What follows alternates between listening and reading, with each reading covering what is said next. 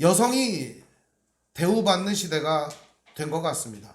그리고 여성의 지위가 올라가는 시대가 된 것 같습니다. 그럼에도 불구하고 아직 유리천정이라고 하는 상위층의 여러 가지 일들은 깨지지 않고 있습니다. 과거의 여자들의 모습은 비루하기 짝이 없었습니다. 남성들의 소유물이나 전유물처럼 여겨졌기 때문입니다. 뿐만 아니라 여자들은 남자들이 팔면 팔리는 그런 물건과 같은 존재였습니다. 굉장히 자존심들 상하시죠? 저도 그렇게 생각합니다. 저도 자존심이 상합니다. 사람을 그렇게 취급하다니 그럴 수 없는 일이 일어난 것이죠. 그래서는 안 되는 일이 일어나는 것이죠. 근데 예전에는 그런 일들이 비일비재하게 일어났습니다. 오늘 배경이 되는 이야기가 바로 그 시대의 이야기를 다루고 있습니다. 여성이 노예 취급받던 시대, 물건 취급받던 시대, 여성이 사회적으로 나설 수 없었던 그런 시대.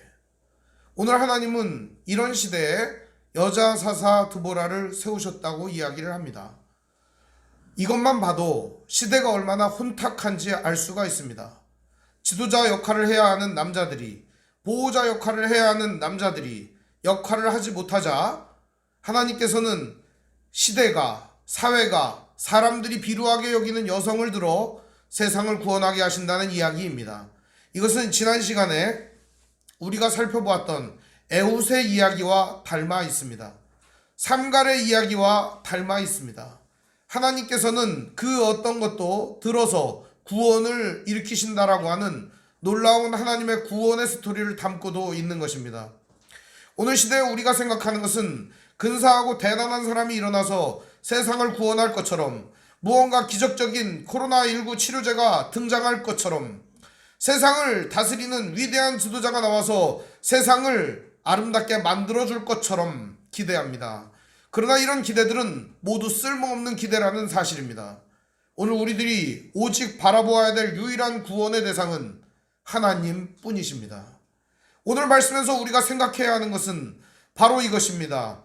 오직 하나님 한 분만이 우리의 구원이 되신다는 사실입니다.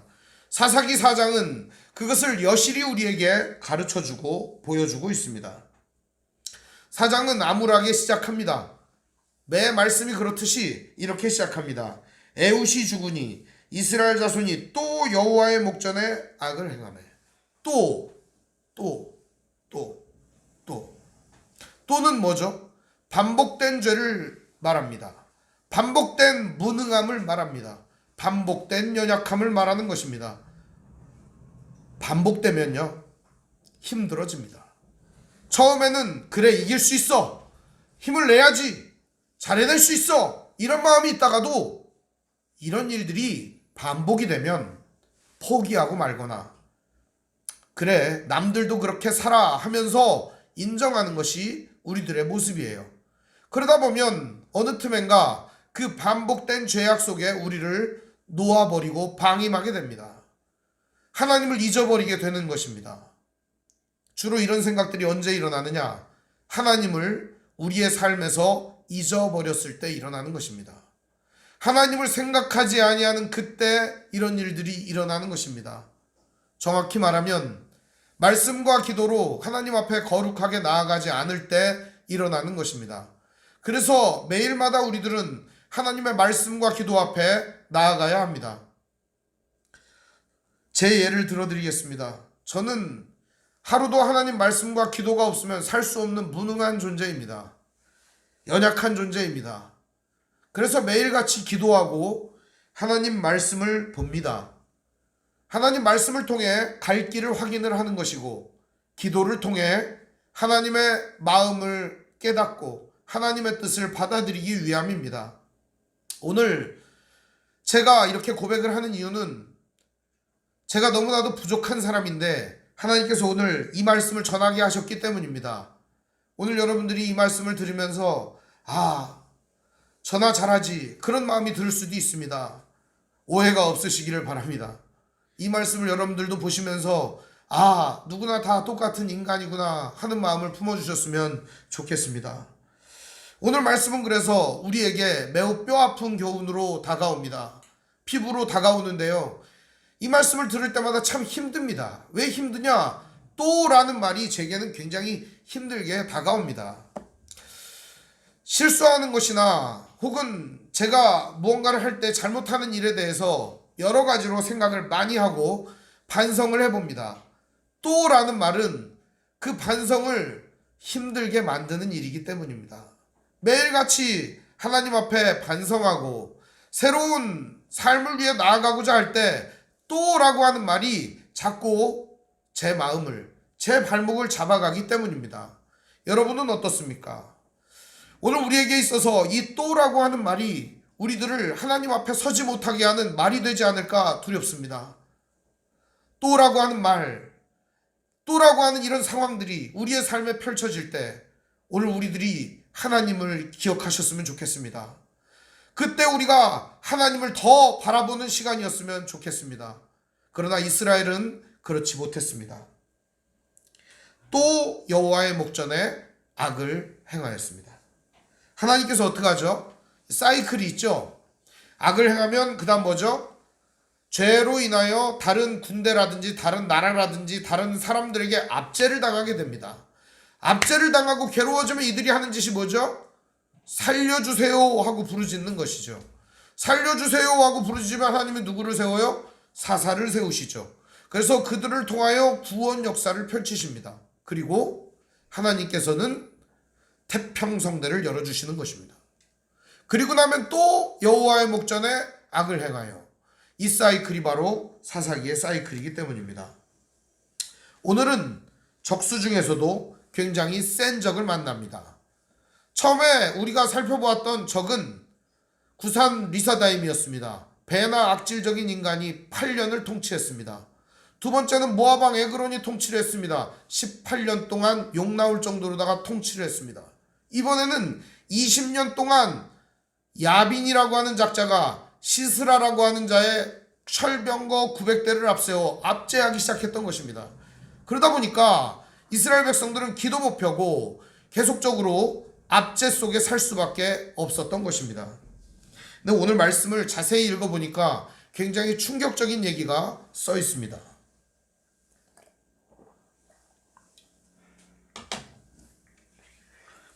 2절 3절에 보면은 여호와께서 하솔에서 통치하는 가나안 왕 야빈의 손에 그들을 파셨으니 그의 군대 장관 하루색 학구임에 거주하는 시스라요. 야빈 왕은 철병거 900대가 있어 20년 동안 가나안 자손을 심히 학대했으므로 이스라엘 자손이 여호와께 부르짖었더라. 이렇게 돼 있습니다.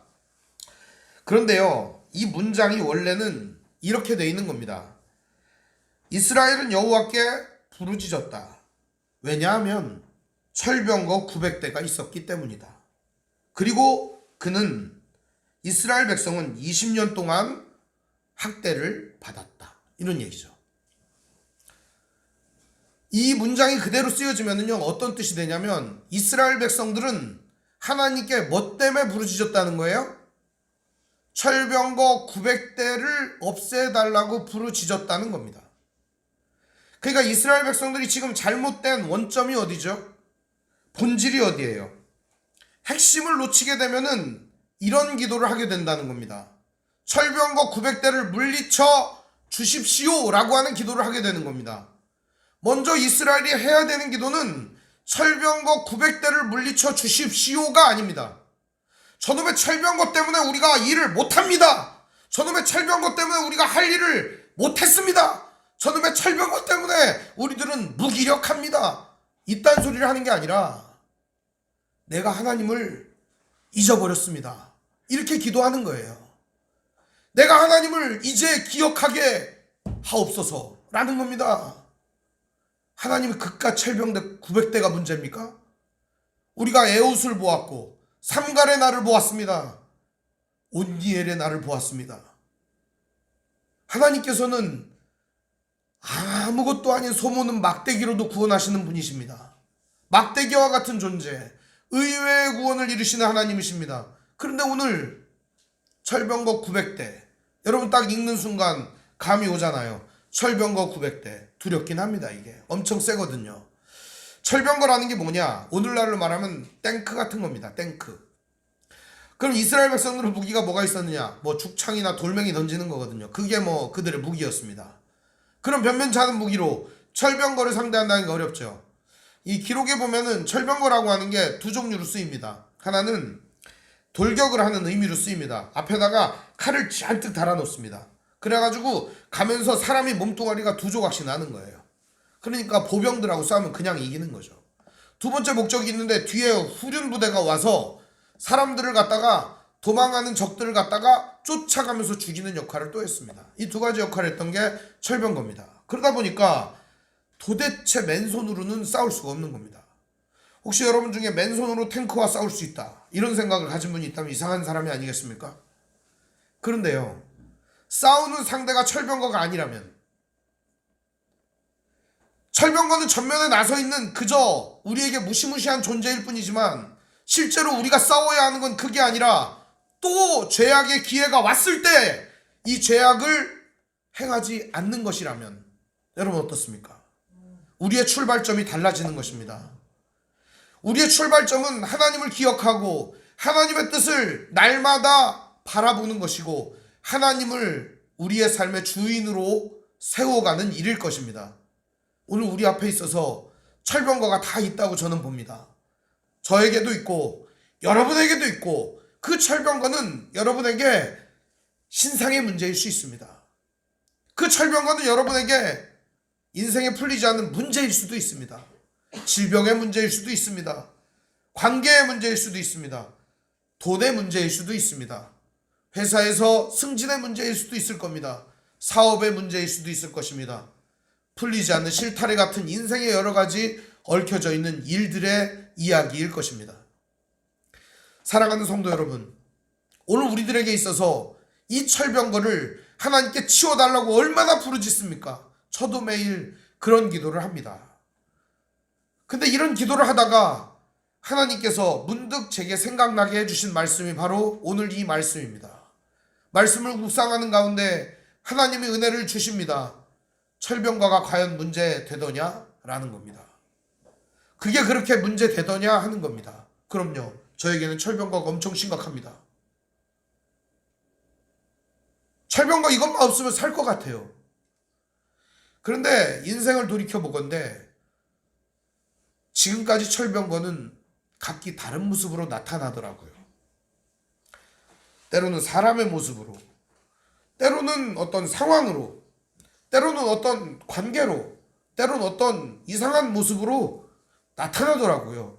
근데 그때마다 그 철병거 앞에서 속수무책으로 무너지고 있는 제 자신을 발견하게 되는 겁니다. 그때 자괴감이 들고 인생에 왜 이렇게 그지 같은가 하는 생각이 얼마나 드는지 모릅니다. 아, 내가 믿음이 있나? 아, 내가 말씀 전할 자격이 있나? 내가 진짜 하나님의 사람이 맞는가? 성도가 맞는가? 아, 이런 고민을 하게 되는 거예요. 그러면은 그때 더 좌절에 빠지게 만드는 게 뭐냐면 상황이 최악으로 치닫게 되는 거예요. 그러면 더 하나님께 기도를 하는 건데 이것 좀 제발 치워달라고 기도를 계속하게 되는 거예요. 근데 그때 하나님이 진짜 보이더라고요. 눈으로 보이는 게 아니고 내 삶에서 일하신 하나님을 만나게 되더라는 거예요. 우리가 하나님을 만날 때가 언제냐? 다 해보고 안 될 때예요. 다 해봤는데 안 되는 거예요. 완전히 엎어져서 짓눌려서 손가락 발가락도 못 움직일 때 그때 하나님 보게 되더라고요. 그때 제 안의 사악함도 보게 되고 그때 제 안의 무능력함도 보게 되고 그때 제 안의 무기력함을 보게 되는 겁니다. 오늘 이 시대에 많은 사람들이 왜 하나님 앞에 엎드리지 않는가? 아직 바닥까지 내려가지 않았기 때문입니다. 하나님을 기억하지 않기 때문입니다. 오늘 이스라엘 백성도 마찬가지의 모습을 보이고 있습니다. 평변한 지도자 없었습니다. 그들은 계속된 죄악 앞에 무릎 꿇고 말았습니다. 그러자 강력한 적군이 일어났습니다. 오늘 등장하는 야빈이라고 하는 자가 있습니다. 이 야빈이라고 하는 것은 엄청나게 무서운 왕입니다. 가나안 왕이라고 해놨잖아요. 가나안의 실질적인 통치자는 이스라엘 아닙니까? 근데 여기 가나안 왕이라고 해놓은 건 뭔 얘기냐? 가나안 전역을 벌벌 떨게 만들던 강력한 세력이었다는 겁니다. 이게 우리나라처럼 중국처럼 일본처럼 중앙집권적인 국가가 이루어지지 전이었기 때문에 도시국가들의 연합체나 이런 거였어요. 그러다 보니까 뭐 천안왕, 청주왕, 서울왕 이런 왕들이 있었던 거죠. 근데 이때 당시에 이 야빈은 가나안 전역에서 모든 사람을 벌벌 떨게 만들었던 존재라는 겁니다. 뭐가 있었기 때문에? 시스라가 있었기 때문에. 그리고 그가 모는 철병거 900대가 있었기 때문에. 여러분, 철병거 한 대만 해도 엄청나게 많은 겁니다. 900대면은요 10,000명을 일시에 죽일 수 있는 무기입니다. 10,000명을. 무장한 보병군사 10,000명을 그 자리에서 일시에 죽일 수 있는 엄청난 능력입니다. 누구도 대항할 수 없는 것이죠. 그런 자가 이스라엘을 압제했다는 것입니다. 이 하루셋 학고임이라고 하는 지명이 등장을 하고 하솔이라고 하는 지명이 등장을 하는데 이거에 대한 오해를 풀어드리려고 합니다. 하솔에 거하는 야빈이라고 그랬고 또 군대 장관인 시스라는 하루셋 학고임이라고 하는데 거했다고 했습니다. 뭔가 다른 데 있는 사람 같지 않습니까? 지역은 거의 같은 지역입니다. 이 지역이 어디냐? 북쪽 이스라엘 지역입니다. 북쪽 이스라엘 지역인데 그 지역에서 이 하솔이라고 하는 지역은 원래 여호수아 11장 말씀을 보면은 하솔을 여호수아가 불질렀던 적이 있어요. 여호수아가 거기로 올라가가지고 여호와 하나님의 힘으로 불질러버렸어요 다. 그런데요 여호수아 11장에 가보면 꼭대기는 불질르지 않았대요. 우리 한번 찾아볼까요? 여호수아 11장입니다.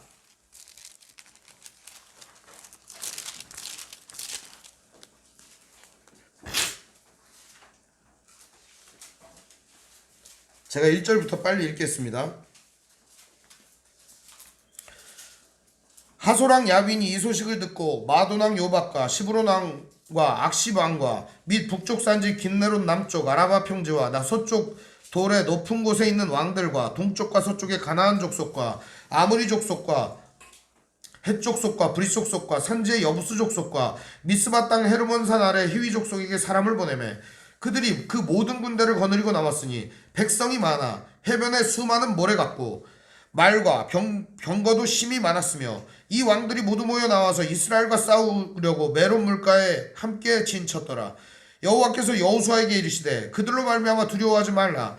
내일 이맘때 내가 그들을 이스라엘 앞에 넘겨주어 몰살시키리니 너는 그들의 말 뒷발의 힘줄을 끊고 그들의 병거를 불사르라 하시니라. 이에 여호수아가 모든 군사와 함께 메론 물가로 나아가서 갑자기 습격할 때 여호와께서 그들을 이스라엘의 손에 넘겨주셨기 때문에 그들을 격파하고 큰 시돈과 미스르본 마임까지 추격하고 동쪽으로는 미스바 골짜기까지 추격하여 한 사람도 남기지 아니하고 쳐 죽이고 여호수아가 여호와께서 자기에게 명령하신 대로 행하여 그들의 말 뒷발의 힘줄을 끊고 그들의 병거를 불로 살랐더라. 하솔은 본래 그 나라의 머리였더니 그때 여호수아가 돌아와서 하솔을 취하고 그 왕을 칼날로 쳐 죽이고 그 가운데 모든 사람을 칼날로 쳐서 진멸하여 호흡이 있는 자는 하나도 남기지 아니하였고 또 하솔을 불로 살랐고 여호수아가 여기부터 중요한데요.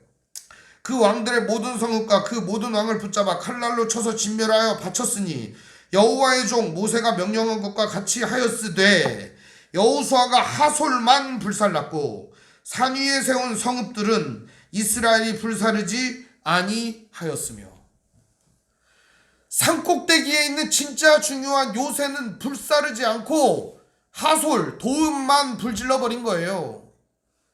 지금 이 하솔이 왜 강성하게 되었다고 생각합니까? 이거 내버려둬서 그런 거예요. 하나님이 명령을 했잖아요. 무슨 명령을 했어요? 말 뒷발의 힘줄을 끊어버리고 병거를 불질러라 그랬잖아요. 만약에 이때 말 뒷발의 힘줄을 다 끊어버리고 산꼭대기까지 올라가갖고 다 불질러 버렸으면 어떤 일이 일어날까요? 오늘의 하솔왕 야빈은 없는 겁니다. 야빈이라고 하는 것은 그 나라 왕의 칭호예요. 그러니까 조선왕 뭐 이런 뜻이에요. 그러니까 이 야빈이 또 일어날 리가 없잖아요. 왜 일이 일어나 버린 거예요? 이때 여호수아가 제대로 처리하지 못했기 때문에 이 일이 일어났던 겁니다. 그들은 점령하고 승리의 기쁨에 도취되었을 뿐 꼭대기까지 올라가서 여호와 하나님의 명령을 끝까지 준행할 생각을 하지 않았다는 것입니다. 왜 우리가 하나님을 바라보지 못하느냐? 우리가 끝까지 하나님의 뜻대로 순종하지 않기 때문입니다. 절반의 순종, 일부의 순종으로 그치기 때문입니다. 끝까지 하나님의 말씀에 순종할 때 우리는 하나님을 진정으로 보게 됩니다. 만나게 됩니다. 영광스러운 하나님과 매일 동행하게 됩니다. 작은 것 하나 놓치게 되면 결국에 모든 것들이 망하게 되는 것입니다. 조금 더 가보면 22절에는 가사, 가드, 아스돗 그 지역이요 굉장히 조그만 지역입니다. 이 천한 지역만 합니다. 근데 그 지역에서 누가 나오냐? 거기를 남겨놓습니다. 거길 남겨놓자 어떤 일이 일어나냐? 가사에서는 들릴라가 일어나가지고 삼손을 죽여버립니다. 가드에서는 골리앗이 일어납니다. 그래가지고 그 골리앗이 이스라엘을 위협하는 강력한 자이언트가 되는 거죠. 아스돗에는요 여호와 하나님의 법궤를 뺏기는 치욕스러운 자리가 되어버리고 맙니다. 왜 이런 일들이 일어날까요? 왜 이런 일들이? 우리가 작다고 아무것도 아니라고 방치했던 그것들이 오늘 우리들을 그런 자리로 몰아가게 되는 것입니다. 사랑하는 성도 여러분, 오늘 이 말씀이 왜 우리에게 뼈아프게 다가와야 하느냐? 바로 우리 앞에 주어진 과제를 성실히 수행하지 못할 때 우리들은 그러한 오류에 빠질 수밖에 없고, 우리가 매일같이 하나님 바라보지 않을 때 이러한 실수는 반복적으로 일어날 것이기 때문입니다. 여기 보면 철병거 900대가 문제라고 이스라엘은 생각했습니다. 여러분들도 그렇게 생각하십니까? 오늘 이 시각을 좀 바꾸셨으면 좋겠습니다. 우리 앞에 있는 철병거 900대가 문제가 아니라 우리가 하나님을 잊어버렸기 때문입니다. 우리가 하나님을 놓쳐버렸기 때문입니다. 우리가 하나님과 함께 동행하는 일들을 게을리했기 때문입니다. 본질을 놓치면 압제를 당하고 망하게 되는 것입니다. 핵심을 놓치면 모든 것을 놓치게 되는 것입니다. 드보라는요, 오늘 여기 등장하는 모습이 굉장히 범상치 않게 등장을 합니다. 4절에 보면 그때 랍비돗의 아내 여선지자 드보라가 이스라엘의 사사가 되었는데, 호칭이 두 개나 나오죠. 하나는 여선지자, 하나는 사사. 누굴까요? 이 드보라는 여기 등장하는 모든 사사들은 그리스도 예수를 직간접적으로 표현하고 있는 존재들입니다. 그래서 여사사 드보라, 이 사사는 그리스도 예수의 또 다른 모습을 표현하고 있다고 보여질 수 있습니다. 연약하지만 이스라엘의 구원을 이끌어내시는, 연약하지만 온 세상의 구원을 이끌어내시는 그리스도를 보여준다고 할 수가 있습니다. 여기 보면 이 여선지자 드보라가 이스라엘 사사가 됐다고 했는데, 랍비돗이라고 하는 게 남편의 이름이다라고 생각하는 사람들이 많은데, 랍비돗이라고 하는 뜻은 횃불 혹은 횃불의 사람, 이런 뜻입니다. 우리도 천안에도 횃불의 사람이 있잖아요. 누구죠? 예, 유관순이죠. 잘 아시네요. 횃불낭자 유관순, 그죠? 유관순 생각하면 됩니다.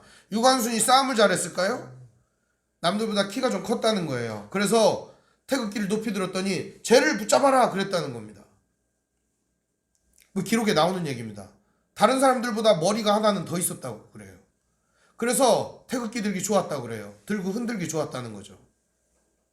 어쩌면 드보라는 여기서 여호와 하나님의 깃발을 들고 흔드는 그러한 유일한 존재였을지도 모르겠습니다. 하솔왕 야빈에게, 시스라의 철병거 900대에게 짓눌려 있던 이스라엘 중에서 유일하게 여호와 하나님의 깃발을 들고 서 있었던 그런 여인이었을 수 있다는 것입니다. 오늘 이 말씀은 그래서 보면은 이 여선지자 드보라가 이스라엘의 사사가 됐다라고 했습니다. 사사는 어떤 존재죠? 젖지, 판단하는 사람이죠. 재판하는 사람이죠. 그러니까 여기는 지금까지 나왔던 사사들은 그런 역할을 보였던 사람이 아무도 없어요. 근데 드보라는 어때요? 판단을 해주고 있습니다. 다음 절에 보면 그는 에브라임 산지 라마와 베델 사이 드보라의 종려나무 아래에 거주하였고 이스라엘 자손은 그에게 나아가 재판을 받았다. 진짜 사사의 역할을 감당하고 있는 겁니다. 자기에게 주어진 역할을 최선을 다해 감당하고 있는 드보라의 모습을 우리가 볼 수 있습니다. 본질을 놓치지 않고 핵심을 놓치지 않고 이렇게 부여잡고 있는 드보라의 모습은 본질을 잃어버리고 핵심을 잃어버린 이스라엘과 상대적으로 대조적인 모습을 보여주면서 오늘 우리가 어떠한 방향으로 나아가야 되는지를 보여주고 있습니다. 모든 사람이 다 떠나도, 모든 사람이 다 흔들려도, 다른 사람이 그럴지라도 오늘 우리들에게 주어진 사명을 우리는 놓지 않고 끝까지 부여잡고 나가시기를 바랍니다. 드보라라고 하는 이름의 뜻은 꿀벌이라는 뜻입니다. 꿀벌. 하나님의 말씀은 꿀보다, 송이꿀보다 달다 그러죠. 그 말씀을 나르는 여자가 누구겠어요? 드보라인 겁니다. 왜 꿀벌이라는 이름이 있겠어요? 달콤한 여인입니다. 굉장히 횃불을 들고 서 있는 여인, 달콤한 여인, 하나님의 말씀을 나르는 여인. 그게 무슨 역할이죠? 선지자의 역할 아니겠습니까? 이 여인은 두 가지 역할을 매우 충실하게 이행했다고 볼 수가 있습니다. 하나님께 계시를 받고 드보라는 그 말씀을 즉시 시행합니다. 그게 6절부터 등장을 하는 내용입니다. 드보라는 바락을 부릅니다. 6절부터 보면은 아비노함의 아들 바락을 납달리 게데스에서 불러다가 이스라엘의 하나님 여호와께서 이같이 말씀하시니라 그러면서 사명을 줍니다. 너는 가서 납달리 자손과 스불론 자손 10,000명을 거느리고 다볼산으로 가라. 여기가 어디냐면 아마겟돈이라고 하는 자리입니다. 이 다볼산이라고 하는 게 아마겟돈이에요. 이 다볼산으로 가라 그랬어요. 여러분 아마겟돈 그러면은 굉장히 무시무시하고 막 이렇게 영화에 막 나오면 굉장히 괴기스럽잖아요. 그렇지 않습니다. 제가 사진을 봤거든요. 제가 성지순례를 한 번도 못 가봐갖고. 근데 사진을 보니까 산이 이렇게 있고요. 또 산이 이렇게 있습니다. 그게 개활지가 엄청 넓게 펼쳐져 있어요. 넓게. 이 개활지가 펼쳐져 있는데 여기가 아마겟돈이라는 거예요. 다볼산이라는 거예요. 여기가. 무깃도라고도 합니다. 여기를. 무깃도 평야라고도 하는데 여기 굉장히 넓습니다. 전쟁하기 딱 좋은 곳입니다. 근데 여기서 누가 유리할까요? 이 평야에서는? 철병거가 유리할까요? 보병이 유리할까요? 아까 얘기했던 것처럼. 누가 이길까요? 철병거가 이기죠. 100% 이깁니다. 100%. 무조건 철병거가 이기는 겁니다. 그런데 드보라가 얘기를 하는 겁니다. 바락에게. 가서 싸워라. 바락의 이름의 뜻이 뭔지 압니까? 벼락입니다. 천둥입니다. 바락, 벼락. 근데 이 바락이 그 말을 듣고 가는 겁니다. 싸우러 가는 건데요. 가야 되는데 여러분 같으면 갈 용기가 납니까? 안 납니까? 안 나겠죠. 저 같아도 안 날 것 같아요. 그래서 기도를 한번 해도 응답이 안 나요. 그래서 드보라에게 얘기합니다. 그 하나님 말씀 받은 당신이 같이 가면 좋겠는데 좀 같이 갑시다. 그러자 드보라가 그럽니다. 당연히 같이 가지 나는. 나는 당연히 같이 가지. 안 갈 줄 알았니? 당연히 같이 가지. 그렇지만 너의 믿음 없음이 오늘의 네가 열심히 싸우지만 그 승리의 영광은 여인이 차지하게 될 거야. 아마 바락은 이런 생각을 했던 것 같습니다. 그래, 지가 따라가면 지가 영광을 차지하려고 그런 마음을 먹었을지도 모릅니다. 그러나 우리 결론을 알잖아요.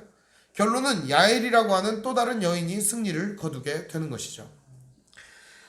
중요한 말씀은요. 이렇게 바락이 순종을 하면서 나아가는 장면입니다. 여기에는 연합사역이 필요하다는 겁니다. 드보라와 바락의 연합사역. 만약에 드보라가 바락에게 믿음 없는 놈아 이런 찌질이 같은 자야 라고 말했으면 어떻게 됐을까요? 이 연합사역은 이루어질 수 없었던 겁니다. 서로의 믿음 없음, 서로의 연약함을 인정하고 받아들여줄 때 이 연합사역이 이루어지게 되는 것입니다. 그래서 결국에는 이들이 나아갑니다. 드보라가 일어나 바락과 함께 게데스로 가니라 9절에 말씀하고 있죠. 그런데 바락이 이제 드보라와 함께 올라가는 장면에 이 납달리와 스불론을 게데스라고 부릅니다. 이 얘기를 왜 써놨을까요? 납달리와 스불론이 하나됨을 이야기하고 있습니다. 지금 납달리 지파나 스불론 지파가 구별 지어지는 게 아니라 이들이 얽혀져 있음을 보여주는 겁니다. 합쳐서 그냥 게데스다 이렇게 얘기를 하는 겁니다. 예를 들어서 천안이나 뭐 여기 있는 직산이나 다 뭐라 그래요? 충청도다 이렇게 말하는 것처럼 하나로 섞여져 가고 있는 모습을 보여주고 있습니다. 이것은 나중에 또 설명을 할 일이 있을 겁니다. 중요한 거는 이러한 이야기들이 사사기에는 복선을 다 깔고 있습니다. 또 다른 복선이 하나가 존재하는데 그게 뭐냐? 11절입니다. 모세의 장인 호밥 자손 중 겐사람 헤벨이 떠나 게데스에 가까운 사하나님 상수리나무 곁에 이르러 장막을 쳤더라. 게데스가 어디죠? 스불론과 납달리 지경에 있는 곳입니다. 그러니까 스불론과 납달리 지경에 있는 곳에 누가 살았대요? 겐사람 헤벨이라고 하는 사람이 살았다는 겁니다. 이 사람은 누구래요? 모세의 장인의 자손이라고 되어 있습니다. 모세의 장인의 자손이래요. 뭐 다른 성경에서는 모세의 장인의 아들, 그래서 처남 이렇게 소개가 되는 분들도 있어요. 뭐 이렇든 저렇든 중요한 거는 어쨌든 그런 자손이 거기에 살았다는 겁니다. 이 얘기도 나중에 나올 복선을 깔고 있는 얘기가 되겠습니다. 그러니까 우리가 성경을 읽다 보면 이게 왜 나왔지? 그럴 때 그것을 주의 깊게 살펴보는 지혜가 있으면 좋겠습니다. 그래서 결국에는 다볼산에 올라갑니다. 올라가서 철병거 900대가 하루셋 학고임에서부터 기손강으로 와가지고 전진을 시작을 합니다. 근데 그때요 놀라운 일이 일어납니다. 하나님께서 구름으로 비를 내리시기 시작하는 겁니다. 그게 이제 드보라의 노래에 등장을 하는데요. 구름으로 비가 내리기 시작을 해요. 거기가 어디예요 또? 강가죠. 강이 범람을 하게 됩니다. 그럼 어떤 일이 일어나게 되는 거예요? 철병거 900대가 아무짝에 쓸모가 없게 되는 겁니다. 아무짝에 쓸모가 없어요.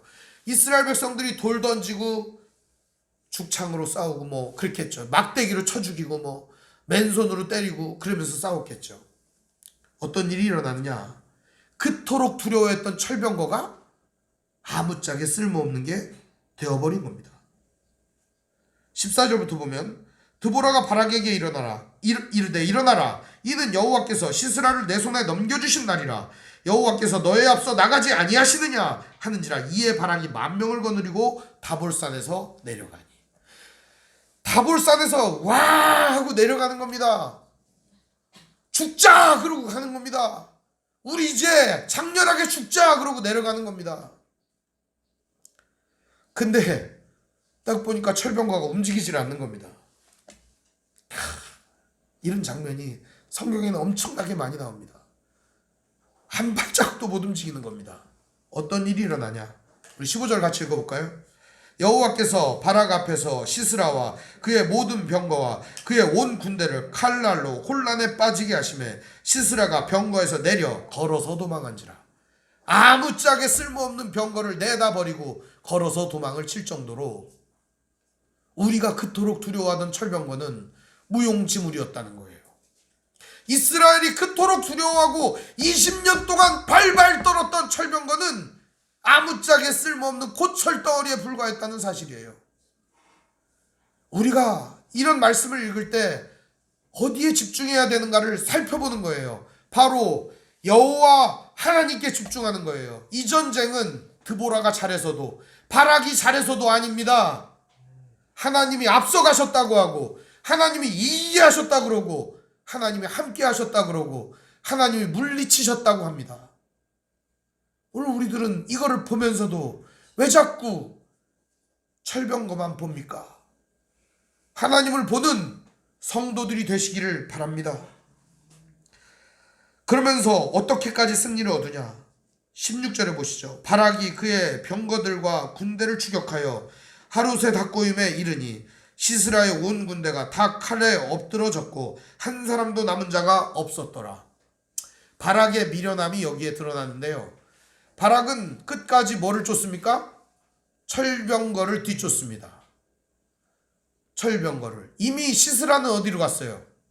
도망간 상태인데 시스라를 따르지 않고 뭐를 쫓아가요? 철병거를 따라가는 거죠. 그때 시스라는 걸어서 도망을 합니다. 17절에 이제 이 시스라가 어떻게 됐는지에 대한 이야기가 나옵니다.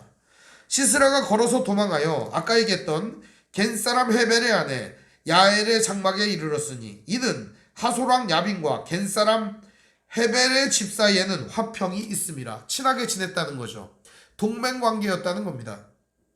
야엘이 나가, 야엘은 이 헤벨의 부인입니다. 야엘이 나가 시스라를 영접하여 그에게 말하되 나의 주여 들어오소서, 내게로 들어오시고 두려워하지 마소서 하며 그가 장막에 들어가니 야엘이 이불로 그를 덮으니라.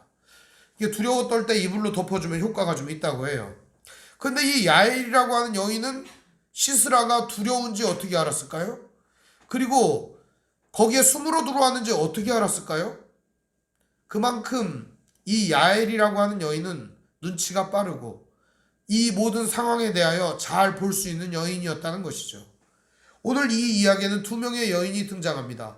그렇게 우습게 여기던 여인이 둘씩이나 등장을 하여 적장도 죽이고 이스라엘도 구원하는 이 놀라운 이야기를 통해 하나님은 무엇을 말하려고 하는 걸까요?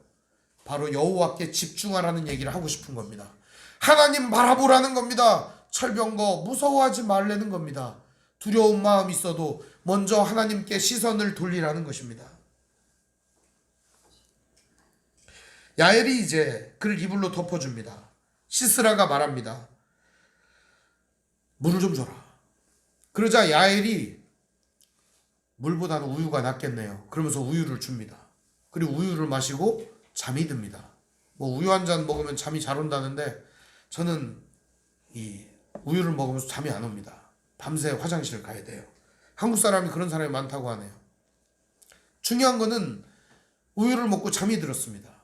그리고서 이 여자가 살그머니 갑니다. 그리고 이 관자놀이가 여기거든요. 여기다가 말뚝을 이렇게 대고 방망이가 이렇게 생겼습니다.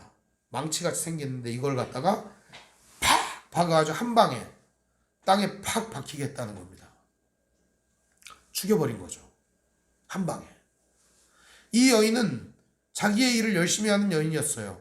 원래 장막을 치고 걷는 건 남자가 하는 일이 아니라 여자가 하는 일이었기 때문입니다. 장막을 치는 그 솜씨로 딱 대고서 팍 죽입니다.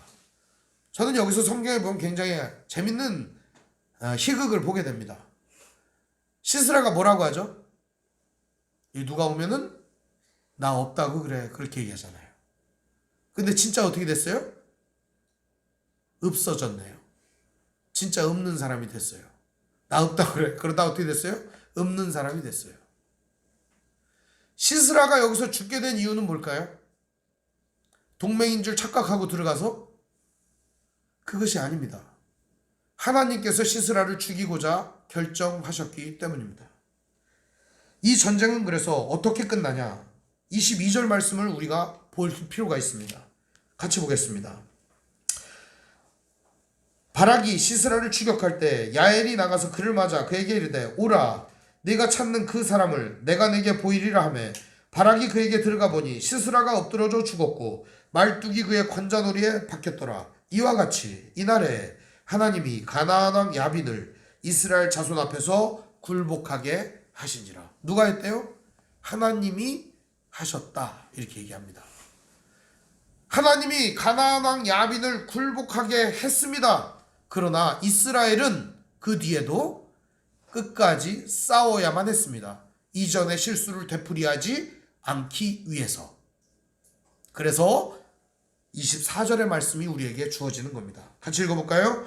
이스라엘 자손의 손이 가나안 왕 야빈을 점점 더 눌러서 마침내 가나안 왕 야빈을 진멸하였더라. 아멘. 왜 이 이야기가 써있는지 알겠죠? 한마디로 얘기하면 하나님을 기억하지 못할 때 점점 또 다른 죄악에 빠지게 되고 또 같은 죄악에 빠지게 되는 그런 실수를 우리들은 끝까지 진멸하는 것을 통해서 끝까지 하나님의 말씀에 순종하는 것을 통해서 하나님의 뜻을 바라보며 하나님과 동행하는 것을 통해서 이겨내야 한다는 사실입니다. 사랑하는 성도 여러분, 오늘 본질을 잊어버리지 말기를 바랍니다. 하나님을 보시기 바랍니다. 하나님을 붙드시길 바랍니다. 하나님을 바라보고 붙드는 자에게 소망이 있는 것입니다. 핵심을 놓치고 본질을 잃어버렸을 때 우리의 신앙은 이스라엘처럼 됩니다. 철병거를 두려워할 뿐만 아니라 삶에서 그 모든 일들, 만 가지 일들 앞에 엎어지게 되는 겁니다. 그런 일들에 엎어지지 말고 하나님 앞에 엎드리는 믿음의 사람들 되시기를 주님의 이름으로 축원드립니다. 기도하겠습니다. 사랑과 은혜가 풍성하신 아버지 하나님, 은혜와 사랑을 감사드립니다. 우리에게 주어진 무기는 원시적인 무기, 아무것도 아닌 무기 같지도 않은 것들이 들려있음을 고백합니다. 세상의 철병거 앞에 무기력하고 아무것도 할 수 없음을 고백합니다. 주님, 우리를 붙잡아 주시옵소서. 우리가 하나님 바라볼 수 있도록, 날마다 끊임없이 아버지 하나님과 통행할 수 있도록 우리의 삶에 아버지 하나님 말씀을 주시고 하나님의 크신 은혜를 부어주시고 우리를 불쌍히 여겨 주시옵소서. 우리 주 예수님의 이름으로 기도합니다. 아멘.